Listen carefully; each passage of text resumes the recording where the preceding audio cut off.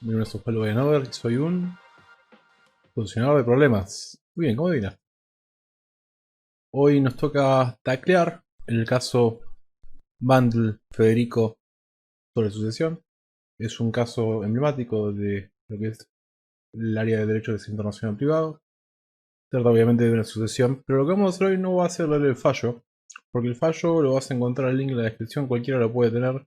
No es eso. Hoy estás buscando este tema y encontraste este link a YouTube y me estás mirando la cara a mí, pueden pasar una de dos cosas. O estás estudiando la materia y no tenés ganas de leer el fallo ni pensarlo, que está bien, ahorrar tiempo es eficiencia, vale.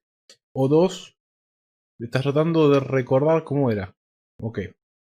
Para eso lo que vamos a hacer es, primero vamos a hablar de los hechos. ¿Viste cuando vas a la facultad te dicen los hechos son sagrados? Bueno, vamos a organizar las cosas que pasaron, que en el fallo están como al final del fallo.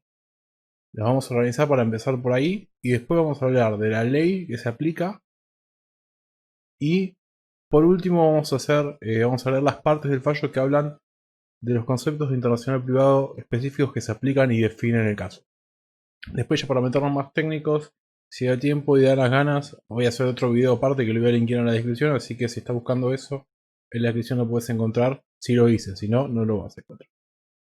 Ok, empezamos por el principio. Cámara Nacional Civil, Sala C, 3 de marzo del 81, mando el Federico A. M. las iniciales, sobre sucesión. Este es el relato organizado. Nadie sabe qué estaba haciendo este muchacho, este señor Manuel Federico antes de 1976, pero en 1976, cuando va a renovar el pasaporte argentino, declara que se dirige a su residencia temporaria en Austria. Luego, en 1977, cae gravemente enfermo y es internado en el sanatorio de la pequeña compañía, habiéndose diagnosticado cáncer, un cáncer grave. En abril de 1977 redacta.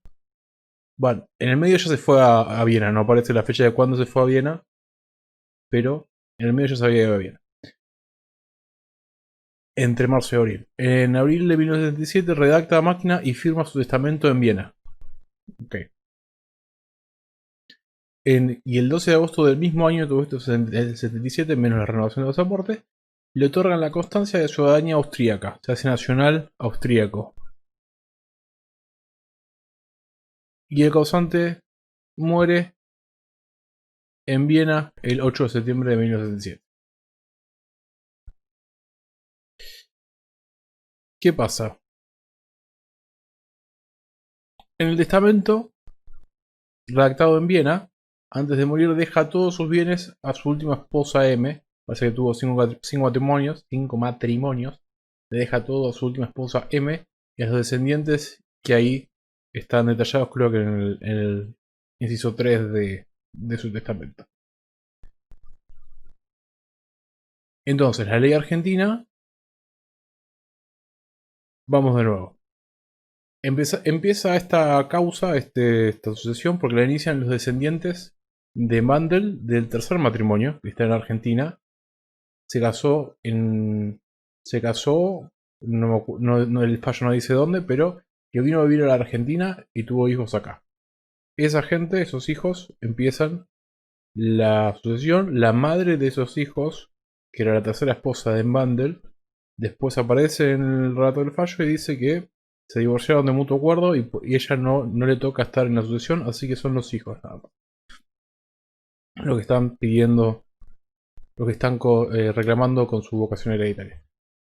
Entonces, recordemos que se fue a vivir a Viena antes de morir, se hizo ciudadano vienés y movió su domicilio a Viena. Bien.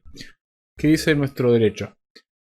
En esa época, con el Código Civil decía, en el artículo 3283, que el derecho sucesorio al patrimonio del difunto es regido por el derecho local del domicilio que el difunto tenía a su muerte, sean sucesores nacionales o extranjeros. O sea, a primera vista, el derecho que rige la sucesión es el vienés, ¿sí? Es el austríaco. Y eso aplica a a todo el régimen sucesorio y a lo que vendría a ser si hay o no una porción legítima para los descendientes y ascendientes legítimos, que se reserve o no, o si puede disponer el 100%, puede disponer del 100% de su patrimonio eh, en el testamento. Se me acaba de venir un pensamiento que no lo había escuchado nunca. No importa, no es para hoy. Entonces,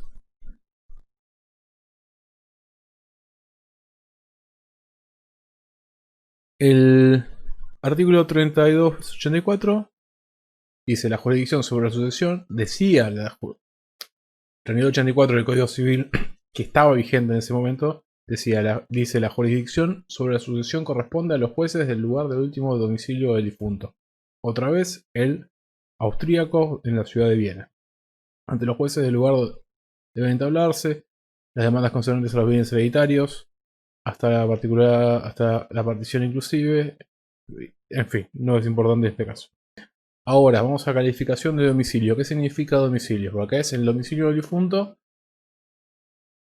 al momento de su muerte y el último domicilio del difunto son los puntos de conexión de estas dos leyes, ¿sí? Estas dos normas. ¿Qué se define como domicilio en esa ley? El domicilio real de las personas es el lugar donde tienen establecido el asiento principal de su residencia y sus negocios. Ok. Esta es la calificación de domicilio para nuestro derecho nacional en ese momento. Esto es a lo que hacen referencia estas dos normas cuando dicen domicilio. Lo que dice este artículo. Entonces, vamos a pasar a unas pequeñas notas sobre esto que estábamos diciendo. Dice, el mismo fallo dice que, aun cuando fuera admitido que el causante pasaba largas temporadas en distintas residencias que poseía en varios países y que en ellas hubiera tenido muebles, ropa y servicios listos para utilizar cuando residía temporariamente en las mismas, lo bien provisto que se encontraba el departamento de la Avenida Libertador, acá en Argentina, en esta capital de Buenos Aires, piso 2, no solo en cuanto al mobiliario, sino especialmente en la cantidad de ropa que se menciona en el inventario, realizado el 15 de diciembre de 1977, o sea, después de que murió. En estas actuaciones, permite considerar que hasta que se enfermó pocos meses antes de morir, ese era el asiento principal de su residencia, característica que define el domicilio real de las personas. Está hablando del último código. Así que, aunque le dieron la nacionalidad austríaca poco antes de morir, poco antes de morir, quiero decir, a ver cuánto tiempo antes de morir, menos de un mes antes de morir, con el consiguiente cambio de domicilio poco tiempo después. En la realidad, más allá de lo que dicen las leyes, más allá de lo que está escrito en los registros, el departamento mejor amoblado hasta después de morir, o sea, él se muere en septiembre de 77 y el inventario se hace en diciembre del 77. En diciembre del 77 se corrobora que el departamento que tiene en Libertador tiene mejores muebles, más ropa, mejores servicios, todo que el que se murió en Viena. Que además en el fallo aparece que se mudó al último domicilio. Tenía una casa en Viena, pero se mudó de esa casa a otra casa antes de un mes de morir. O sea, mudó de departamentos en la misma ciudad de Viena antes de un mes de morir. Entonces, no tuvo tiempo para que sea principal. Bueno, eso con respecto a cómo sucedieron los hechos y qué normas están relacionadas con cómo se define cómo se resuelve el caso. Acá estamos, que legalmente, o sea, por lo que está escrito en la ley y en los registros, le correspondía a la ley que se le aplica a la sucesión, la ley local de Austria y la entienda un juez de Austria. Ahora, Eso es si el domicilio hubiera sido real. El domicilio no era real. Entonces, ahí es donde entra la figura de fraude a la ley. Que vamos a estar repasando ahora cuando lo encuentre. Esta primera parte del fallo, antes de llegar a donde está la información esa que estábamos hablando recién, habla solo de fraude a la ley. Vamos a hablar sumeramente. Bien. Se ha considerado que cuando se utiliza el tipo legal en forma fraudulenta, tipo legal en este caso es la calificación de domicilio. Porque el tipo legal de cuál es el derecho aplicable y el tipo legal de cuál es la jurisdicción competente, en las normas indirectas que llevan a Viena, dicen la palabra domicilio y domicilio está calificado en otra norma, entonces el tipo legal es la suposición de que lo que se entiende por domicilio se da. Bueno, se ha considerado que cuando se utiliza el tipo legal en forma fraudulenta, en el sentido de cambiar el domicilio, intentar hacer pasar por domicilio uno que no es el domicilio real, a los solos fines de que a primera vista se apliquen las normas austríacas para poder hacer el testamento que él quería y repartir su herencia como él quería, más allá de lo que decía la ley. Se ha considerado que cuando se utiliza el tipo legal en forma fraudulenta, la respuesta legal carece de validez. Eso no es válido, que entienda un juez bien es y se aplica la ley vigente en Viena. Pues se intenta obtener de mala fe un resultado que no corresponde. Se trata de la utilización de una disposición legal opuesta a la finalidad que tuvo el legislador al sancionarla, y reducción del ámbito de aplicación de la ley foral. Quiere decir que le está restando alcance de jurisdicción al foro argentino,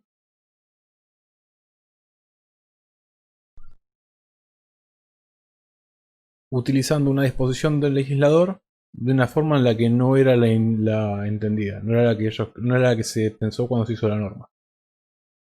No se pensaba la norma como domicilio como el último lugar en el que vos anotaste en el registro, sino el centro principal de vida y negocios. Que después lo puedes anotar en el registro, pero lo central es lo material, lo que es cierto, digamos. Ajá, ¿qué más dice? Entre los ejemplos de realización de fraude, se menciona el manipuleo en la elección del domicilio, expresando lo siguiente: al establecerse en un lugar, interviene la voluntad de hacerlo así. Sin embargo, el hecho de que ahora el derecho de este lugar sería aplicable a la sucesión es algo que el legislador ordena, sin interesarse por la voluntad del causante.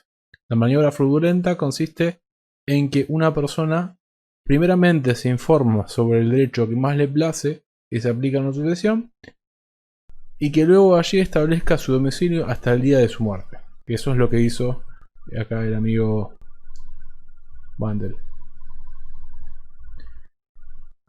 También afirma que el fraude no se identificó con el hecho psíquico. Okay.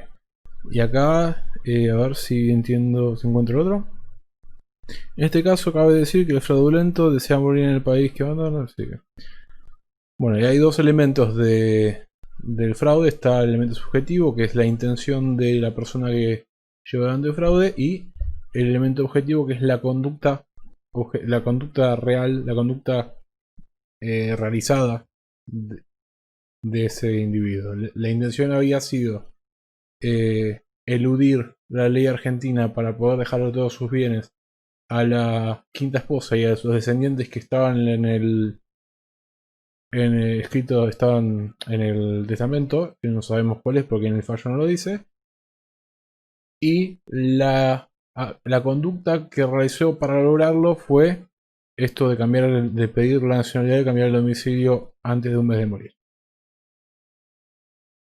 Y eso es resumido en aproximadamente 15 minutos lo importante y de qué se trata el fallo en Bandel. Para hablar del aspecto más técnico, que no lo quiero hacer ahora, porque me implica una concentración más grande y tener más cuidado con lo que estoy diciendo, en el término de que no le puedo pifiar las palabras porque significa otra cosa. lo hacemos en el otro video que va a estar en la descripción de este video. Abajo de toda esta información que les estoy mostrando en la pantalla. Si lo hice, si no lo hice, me lo podés pedir en la caja de comentarios y lo haré. Nos vemos hasta la siguiente. Dale, dame un like, todo eso. Dale.